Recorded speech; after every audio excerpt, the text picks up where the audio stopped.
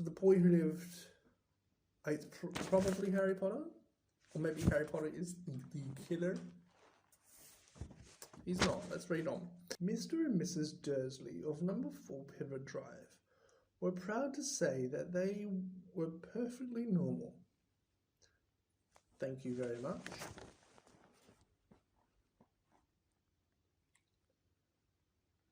They were the last people you would expect to be involved in anything strange or mysterious, because they just didn't hold with such nonsense. Mr. Dursley was the director of a firm called Grunnings, which made drills. He was a big, beefy man with hardly any neck, although he did have a very large moustache. Mrs. Dursley was a thin blonde and had nearly twice the usual amount of neck, which came in very useful as she spent so much of her time craning over garden fences, spying on the neighbours. The Dursleys had a small son called Dudley, and in their opinion, there was no finer boy anywhere. The Dursleys had everything they wanted, but they also had a secret, and their greatest fear was that somebody would discover it.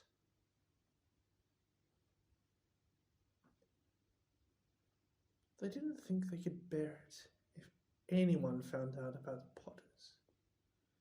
Mrs. Potter and Mrs. Dursley,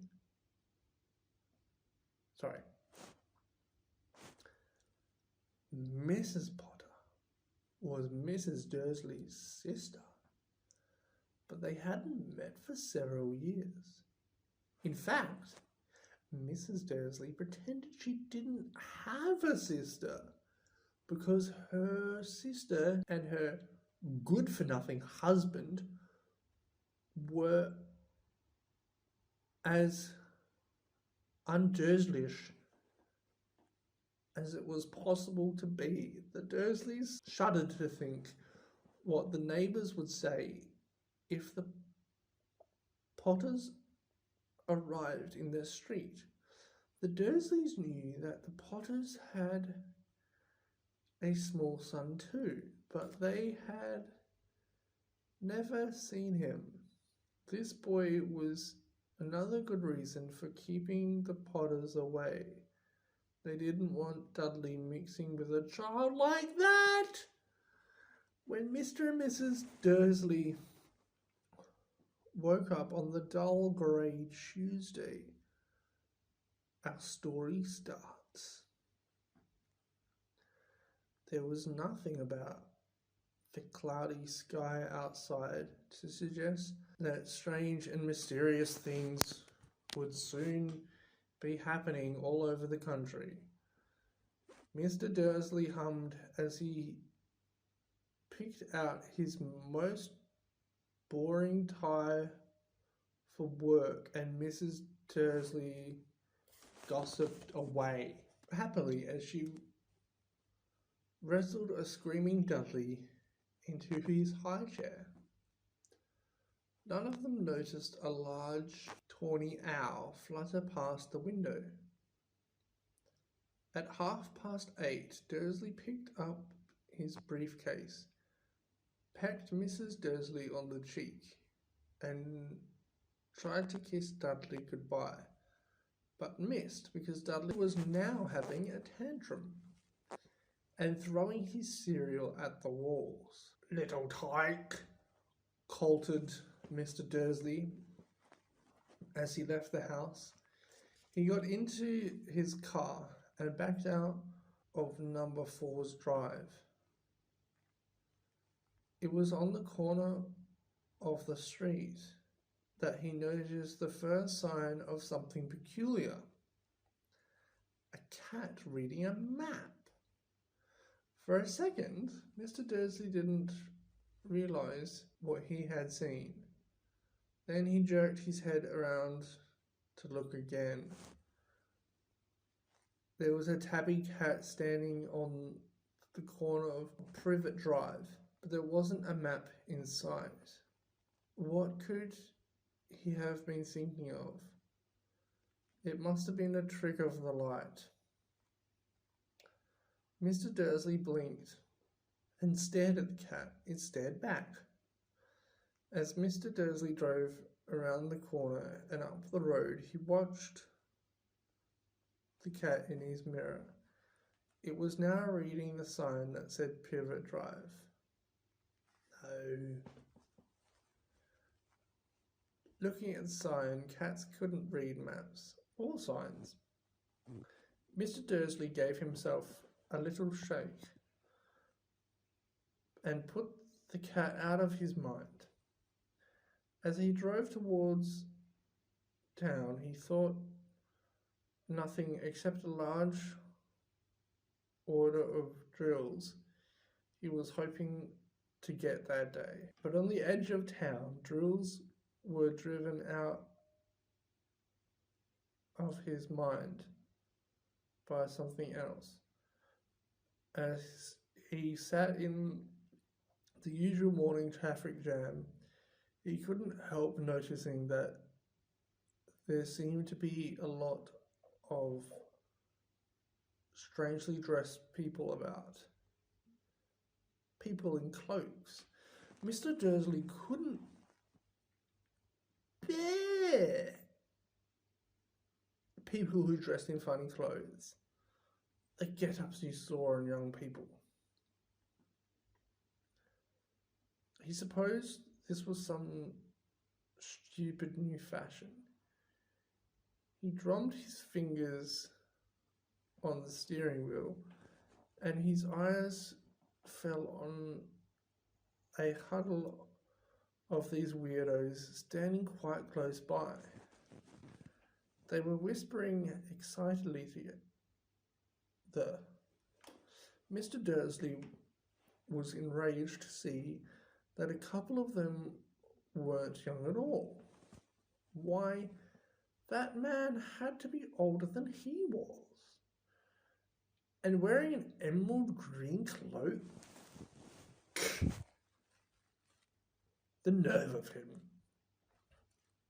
But then it struck Mr. Dursley that this was probably some silly stunt these people were obviously collecting for something. Yes, that would be it. The traffic moved on, and a few minutes later, Mr. Dursley arrived in the Grunnings car park, his mind back on drills. Mr. Dursley always sat with his back to the window in his office on the 9th floor. If he hadn't, he might have found it harder to concentrate on drills that morning. He didn't see the owls swooping past in broad daylight, though people down in the street did.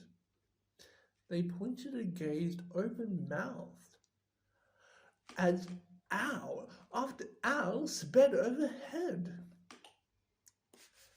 Most of them had never seen an owl, even at night time. Mr. Dursley, however, had a perfectly normal owl-free morning. He yelled at 5 different people. He made several important telephone calls and shouted a bit more. He was in a very good mood until lunchtime, when he thought he'd stretch his legs and walk across the road to buy himself a bun from the baker's opposite. He'd forgotten all about the people in the cloaks until he passed a group of them next to the baker's. He eyed them angrily as he passed. He didn't know high, but they made him uneasy. This lot were whispering excitedly too, and he couldn't see a single collecting tin. It was on his way back past them, clutching a large donut in a bag. He caught a few words of what they were saying. The Potter, that's right, that's what I heard. Yes, their son Harry. Mr. Dursley stopped dead.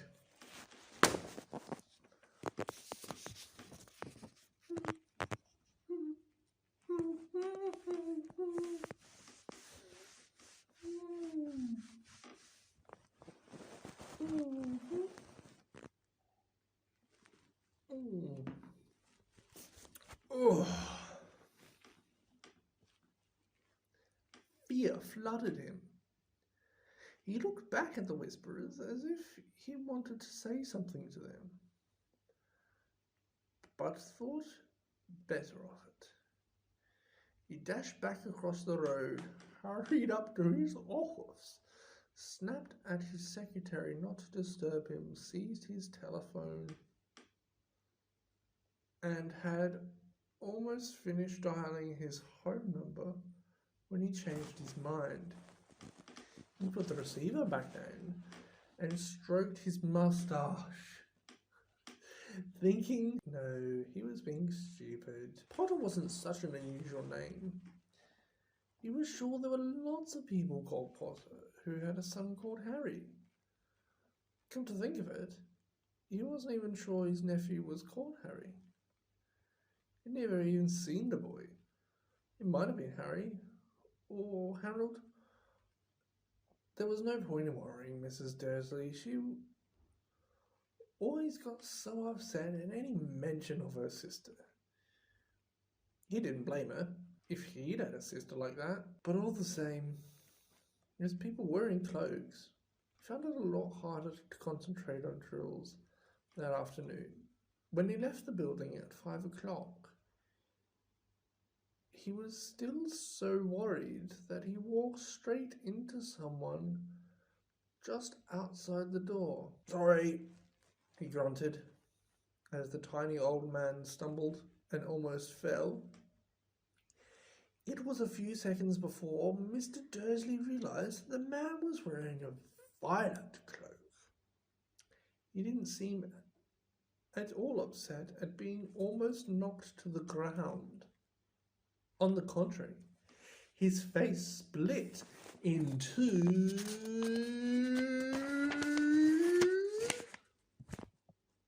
a wide smile, and he said with his squeaky voice that made passers-by stare, "Don't be sorry, my dear sir, for nothing could upset me today. Rejoice, for you-know-who has gone at last. Even muggles like yourself should be celebrating this happy day." And the old man hugged Mr. Dursley around the middle and walked off. Mr. Dursley stood rooted to the spot. He had been hugged by a complete stranger. He also thought he had been called a muggle, whatever that was. He was rattled. He hurried back to his car and set off home, hoping he was imagining things, which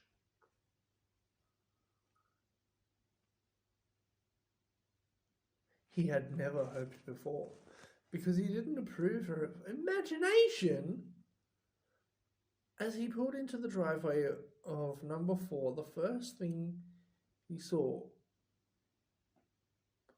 and it didn't improve his mood, was the tabby cat he'd spotted that morning.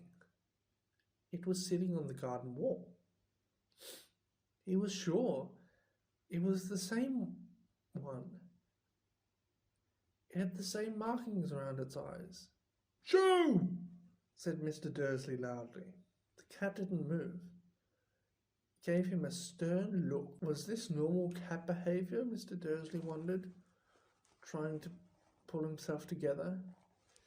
He let himself into the house. He was still determined not to mention anything to his wife. Mrs. Dursley had had a nice, normal day. She told him over dinner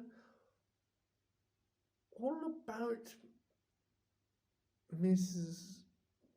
Next Door's problem with her daughter and how Dudley had learnt a new word, shan't. Mr. Dursley tried to act normal. When Dudley had been put to bed, he went into the living room in time to catch the last report on the evening news. And finally, bird watchers everywhere have reported that the nation's owls have been behaving very unusually today. Although owls normally hunt at night and are hardly ever seen in the daylight, there have been hundreds of sightings of birds flying in every direction since sunrise. Experts are unable to explain why the owls have suddenly changed their sleeping pattern. The newsreader allowed himself a grin. The most mysterious. And now, over to Jim McGuffin with the weather. Going to be any more showers of owls tonight, Jim? Well, Ted, said the weatherman, I don't know about that, but it's not only the owls that have been acting oddly today. Viewers as far as parts of Kent, Yorkshire and Dundee have been phoning in to tell me that instead of the rain I promised yesterday, they've had a downpour of shooting stars. Perhaps people have been celebrating Bonfire Night early. It's not until next week, folks, but I can promise a wet night tonight. Mr. Dursley sat frozen in his armchair. Shooting stars all over Britain, owls flying by daylight, mysterious people in cloaks all over the place, and a whisper about the Potters. Mrs. Dursley came into the living room carrying 2 cups of tea.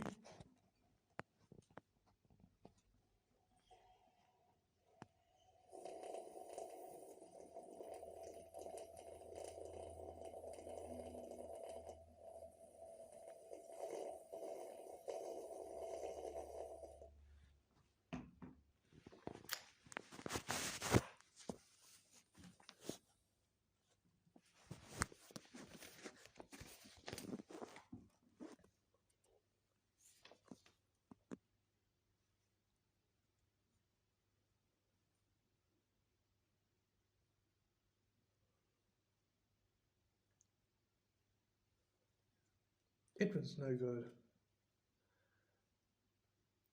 He'd have to say something to her. He cleared his throat nervously. Petunia dear, you haven't heard anything from your sister lately, have you? As he expected, Mrs. Dursley looked shocked and angry. After all, they normally pretend she didn't have a sister. No, she said sharply. Why?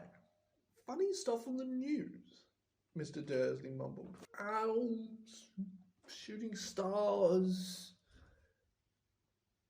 And there were a lot of funny-looking people in town today.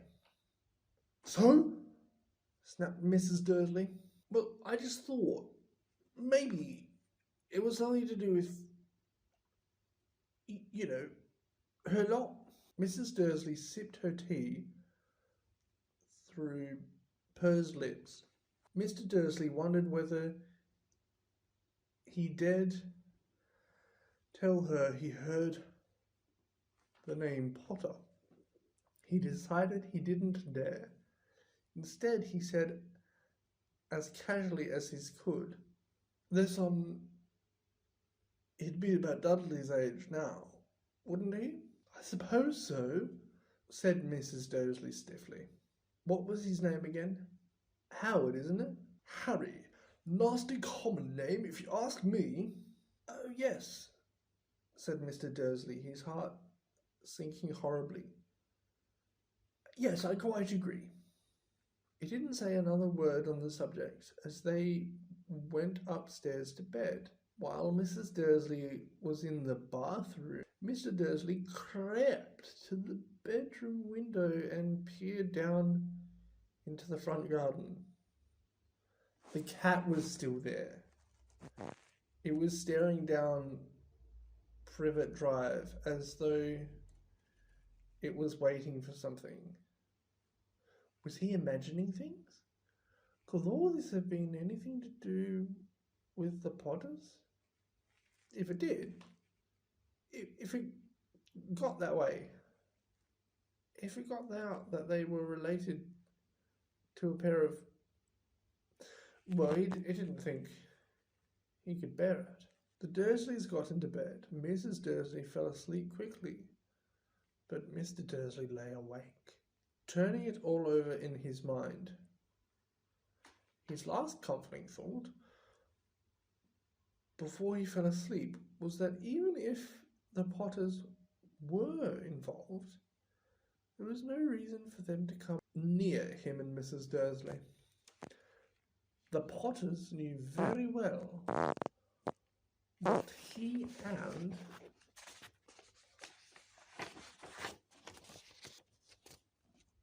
Petunia thought about them and their kind. He couldn't see how he and Petunia could get mixed up in anything that might be going on. He wanted to turn over. It couldn't affect him. It couldn't affect them. How very wrong he was. Mr. Dursley might have been drifting into an uneasy sleep. But the cat on the wall outside was showing no sign of sleepiness. It was sitting as still as a statue, its eyes fixed unblinkingly on the far corner of Privet Drive.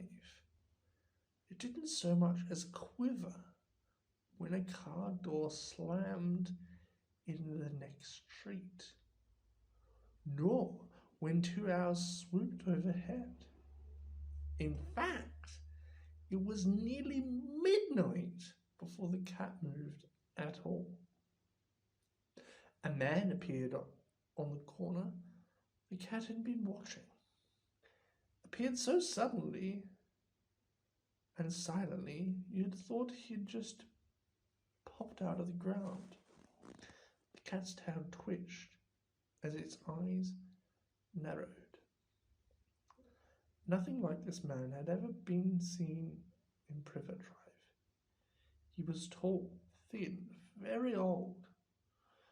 Judging by the silver of his hair and a beard, which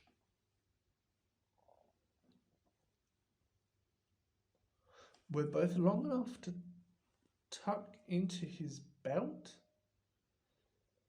he was wearing long robes, a purple cloak which swept the ground, and high-heeled buckled boots. His blue eyes were light, bright, and sparkling behind half-moon spectacles, as his nose was very long and crooked, as though it had been broken at least twice. This man's name was Albus Dumbledore.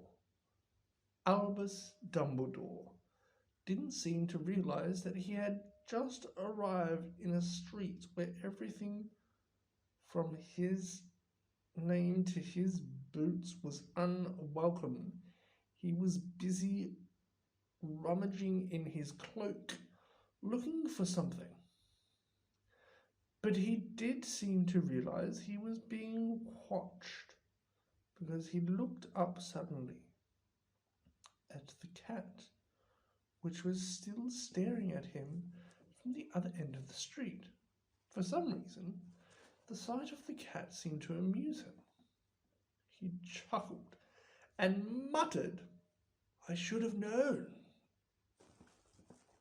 He had found what he was looking for in his inside pocket.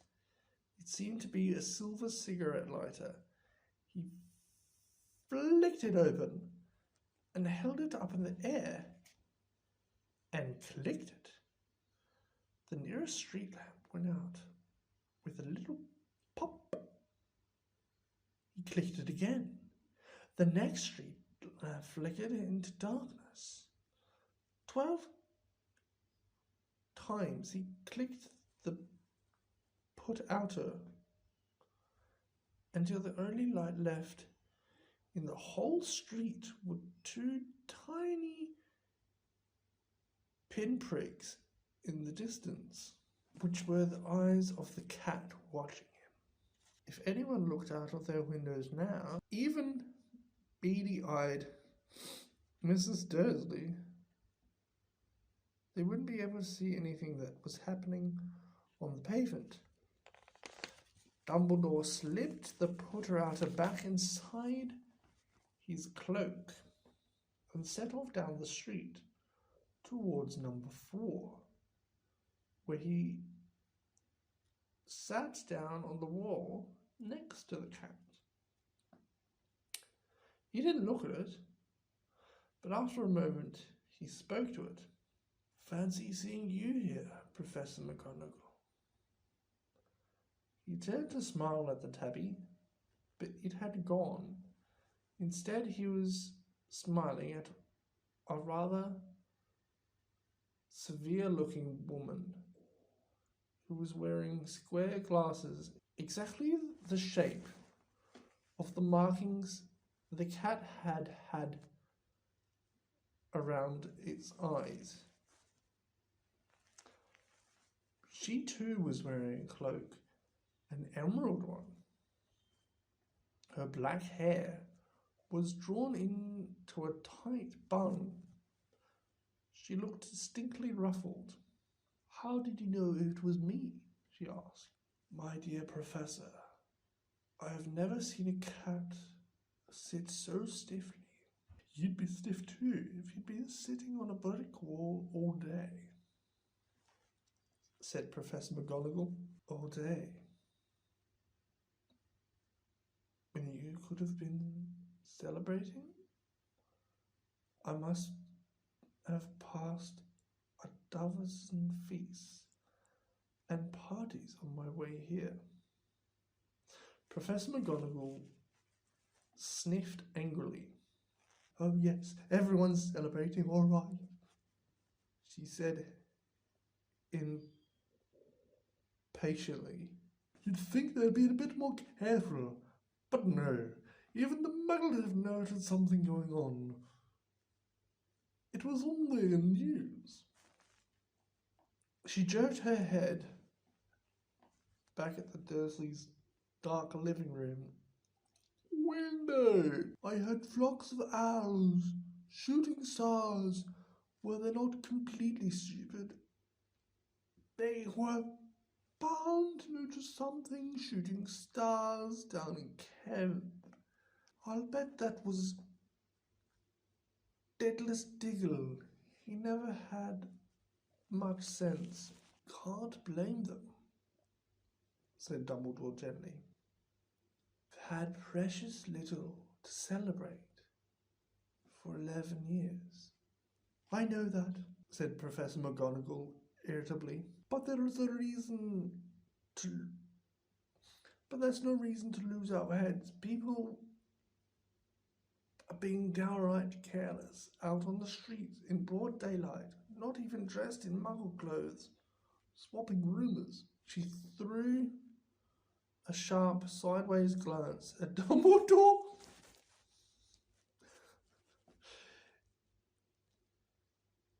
here as though hoping he was going to tell her something, but he didn't. She went on. A fine thing it would be if on the very day you know who seems to have disappeared at last, the Muggles found out about us all. I suppose he really has gone, Dumbledore. It certainly seems so, said Dumbledore. We have much to be thankful for. Would you care for a sherbet lemon? A what? A sherbet lemon. They're a kind of Muggle sweet I'm rather fond of. No, thank you, said Professor McGonagall coldly, as though she didn't think this was the moment for sherbet lemons. As I say, even if you know who has gone, my dear Professor, surely a sensible person like yourself can call him by his name. All this you know who nonsense. For 11 years I have been trying to persuade people to call him by his proper name. Voldemort. Professor McGonagall flinched, but Dumbledore, who was unsticking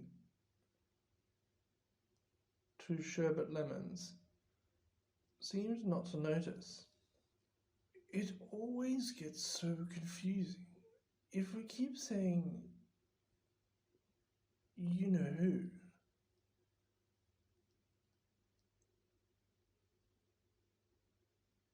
I have never seen any reason to be frightened of saying Voldemort's name. I know you haven't, said Professor McGonagall, sounding half exasperated, half admiring. But you're different. Everyone knows you're the only one, you know. Oh, all right. Voldemort was frightened of. You flatter me, said Dumbledore calmly. Voldemort and powers I will never have, only because you're too, well, noble to use them. It's lucky it's dark. I haven't blushed this much since Madame Pomfrey told me she liked my new earmuffs. Professor McGonagall shot a sharp look at Dumbledore and said, the owls are nothing to the rumours that are flying around. You know what everyone's saying about why he's disappeared, about what finally stopped him. It seemed that Professor McGonagall had reached the point she was most anxious to discuss. The real reason she had been waiting on a cold, hard wall all day, for neither as a cat nor a woman had she fixed Dumbledore with such a piercing stare as she did now. It was plain that what everyone was saying she was not going to believe until Dumbledore told her it was true. Dumbledore, however, was choosing another sherbet lemon and did not answer. What they're saying, she pressed on, is that last night Voldemort turned up in Godric Hollow. He went to find the Potters. The rumor is that Lily and James Potter are that they're dead. Dumbledore bowed his head. Professor McGonagall gasped. Lily and James. I can't believe it. I didn't want to believe it. Oh, Albus. Dumbledore reached out and patted her on the shoulder. I know. I know, he said heavily. Professor McGonagall's voice trembled as she went on. That's not all. They're saying he tried to kill the Potter's son, Harry, but he couldn't kill the little boy. No one knows why or how. But they're saying he couldn't kill Harry Potter. Voldemort's power somehow broke. And that's why he's gone. Dumbledore nodded glumly. It's true, flattered Professor McGonagall. After all he's done, all the people he's killed, he couldn't kill a little boy? It's outstanding. All the things to stop him. But how in the name of heaven did Harry survive? We can only guess, said Dumbledore. We may never know. Professor McGonagall pulled out a lace handkerchief and dabbed her eyes beneath her spectacles. Dumbledore gave a great sniff as he took a golden watch from his pocket and examined it. It was a very odd watch. It had 12 hands, but no numbers. Instead, little planets were moving around the edge. It must have made sense to Dumbledore, though, because he put it back in his pocket and said, Hagrid's late.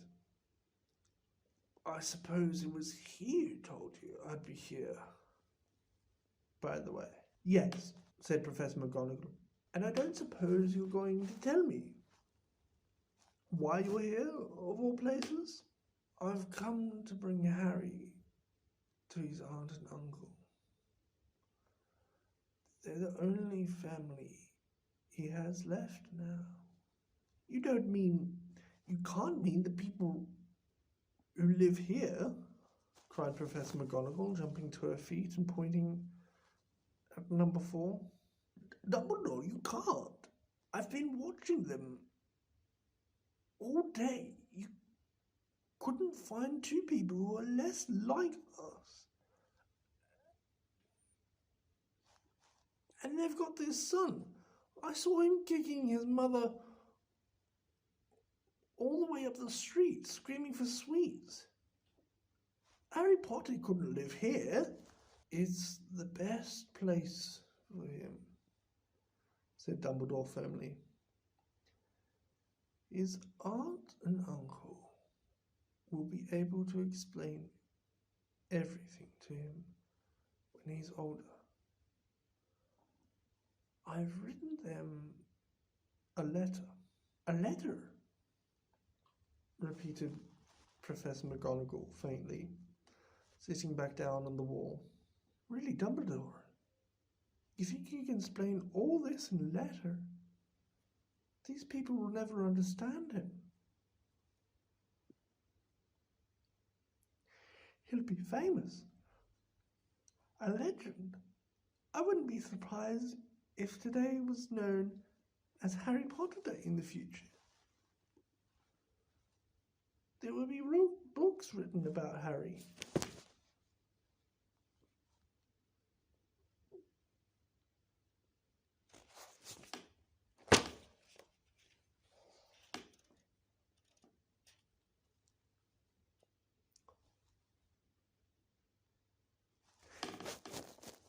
Every child in our world will know his name.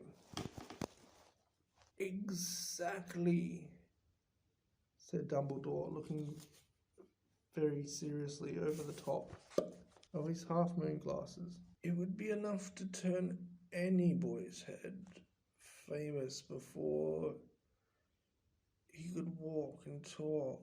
Famous before he wouldn't even remember. Can't you see how much better off he'll be growing up away from all that? Until he's ready to take it. Professor McGonagall opened her mouth, changed her mind, swallowed, and then said, "Yes, yes, you're right. Of course. But how is the boy going to get here, Dumbledore?" She eyed his cloaks suddenly, as though she thought he might be hiding Harry underneath it. Hagrid's bringing him. You think it wise to trust Hagrid with something as important as this? "I trust Hagrid with my life," said Dumbledore. "I'm not saying his heart isn't in the right place," said Professor McGonagall grudgingly. "But you can't pretend he's not careless. He does tend to..." What was that? A low rumbling sound had broken the silence around them. It grew steadily louder as they looked up and down the street for some sign of headlight. It swelled to a roar as they both looked up at the sky. A huge motorbike fell in front of them. If the motorbike was huge, it was nothing to the man sitting astride it. He was almost twice as tall as a normal man, and at least 5 times as wide. He looked simply too big to be allowed, and so wild. Long, tangled, bushy black hair. Most of his face, and had hands the size of dustbin lids, and his feet in their leather boots were like baby dolphins. His vast muscular arms. He was holding a bundle of blankets. "Hagrid," said Dumbledore, sounding relieved. "At last. And where did you get that motorbike?" "Borrowed it, Professor Dumbledore, sir," said the giant, climbing carefully off the motorbike as he spoke. "Young Sirius Black lent it me. I've gotten him, sir." "No problems, were there?" "No, sir. House was almost destroyed, but I got him out all right before the Muggles started swarming around. He was falling asleep as we were flying over Bristol. Professor McGonagall, help me!" The bundle of blankets. Inside, just visible, was a baby boy, fast asleep. Under a tuft jet black hair of his forehead, they could see a curiously shaped cut, like a lightning bolt. "Is that where?" "Yes," said Dumbledore. "He'll have that scar forever." "Couldn't you do something about it, Dumbledore?" "Even if I could, I wouldn't. Scars can come in useful. I have one myself, above my left knee, which is a perfect map of the London Underground. Well, Give him here, Hagrid. We'd better get this over with. Dumbledore took Harry in his arms and turned towards the Dursleys' house. Could I say goodbye to him, sir? He bent his great, shaggy head over Harry and gave him what must have been a very scratchy, whiskery kiss. Then suddenly Hagrid let out a howl like a wounded dog. Here's Professor McGonagall. You'll wake the Muggles.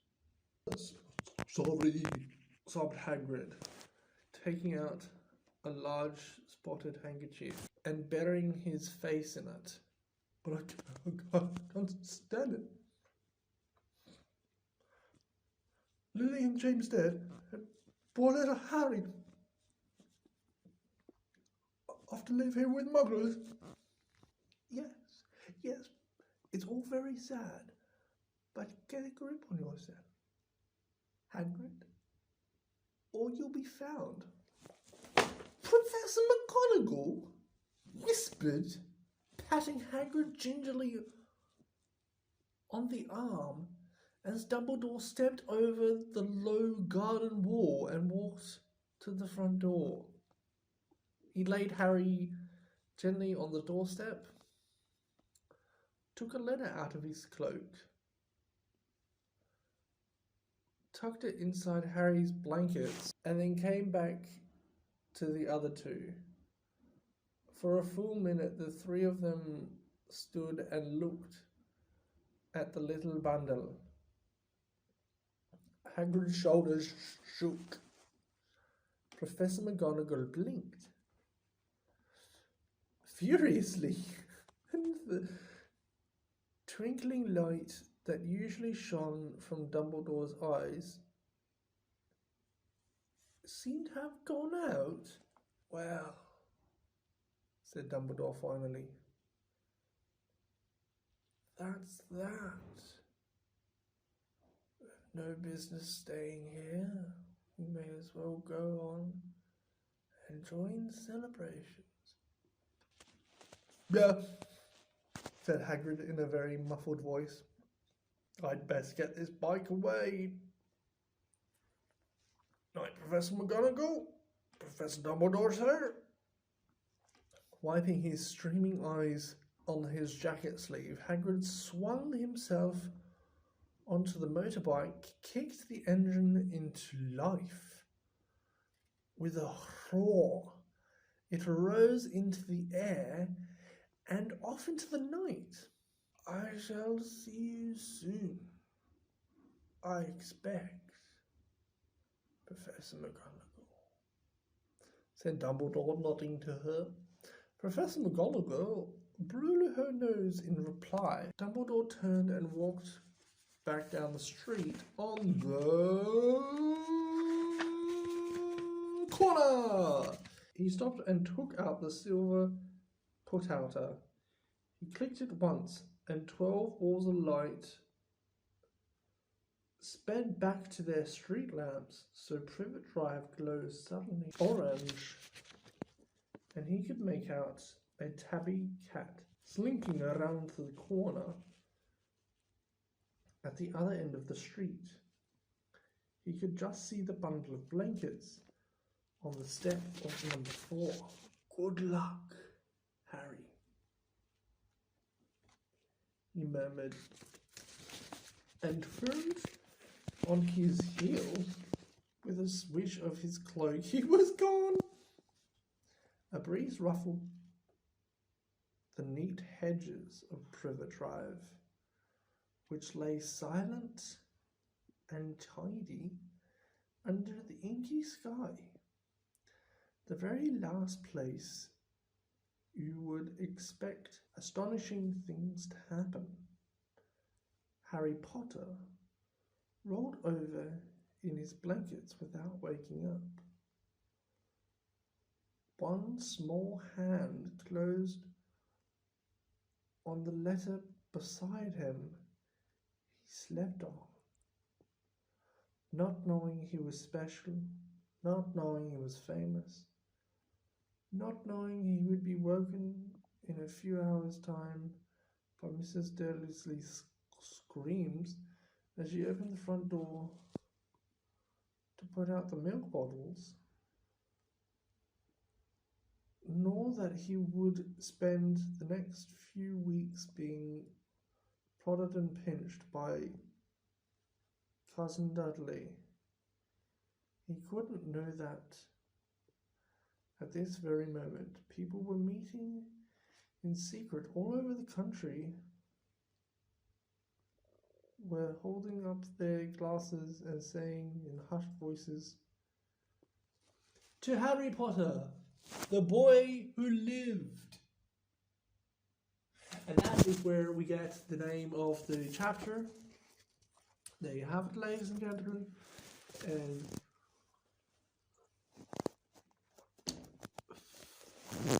not bad thus far, not bad at all. It was like tricky going from like voice to voice or some shit, but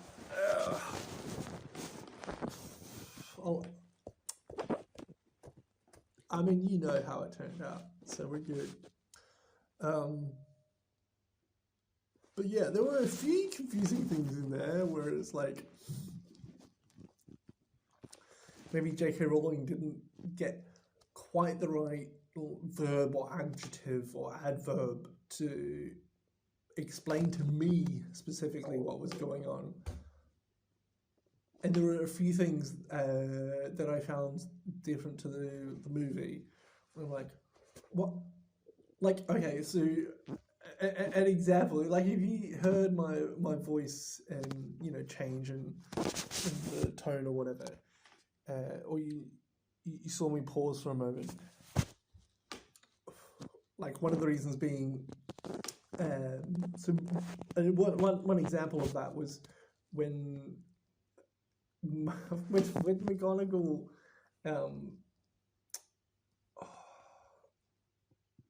she said, "Pull yourself together," but she said it like, you know, like I don't think it was like said McGonagall. I think it was like attacked or whispered or something.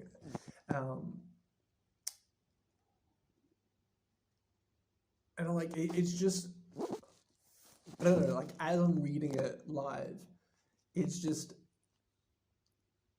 like I'm putting together the sentence, and it kind of felt out of character, or at least different to the McGonagall we see in the movies. I was like, oh yeah, I know it's sad, but pull yourself together, mate. Like, fucking, what are you doing, mate? Come on. You know, like, it just didn't fit the tone with the rest of the chapter, or